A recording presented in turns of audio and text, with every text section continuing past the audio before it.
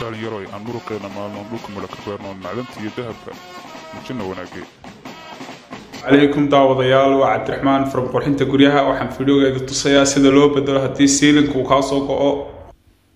daawadayaal meesha waa meeshan hadda aad aragtaan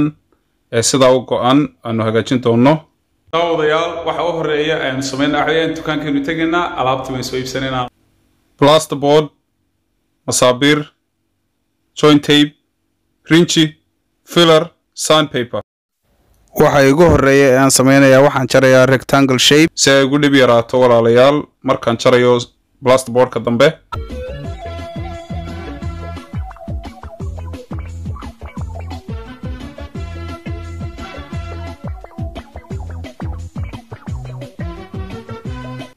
haddana waan qiyaasanayaa tape measure baan haysan markaa gacanteedaan isticmaalayaa 1 2 3 4 5 dhinacaasa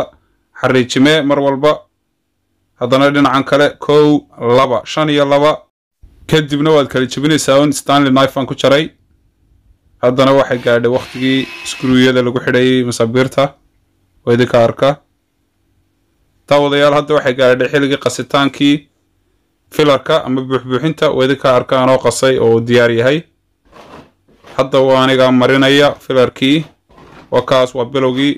gunta hore u geli mar walba fiidiyada hore dambe aad ku tusi doonaa sida loo sameeyo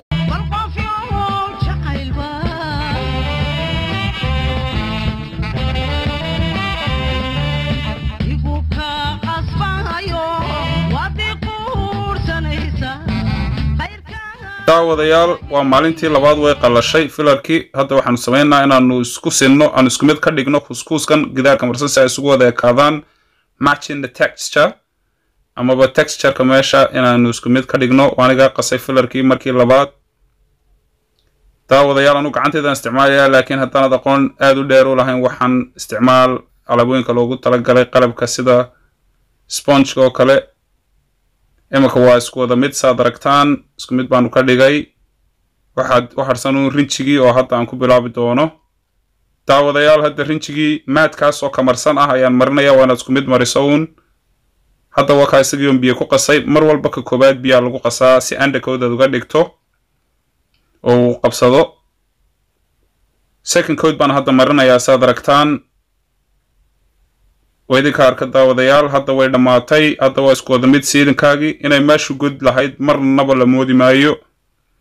aad baa mahadsantihiin hadda waxaan leeyahay saan mar walba idhaa markaan fiidiyada dhameeyo gugeeni waa ka samaade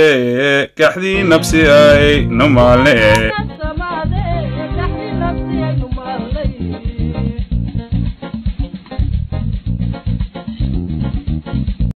shirkadda loo qaray ka qayb qaado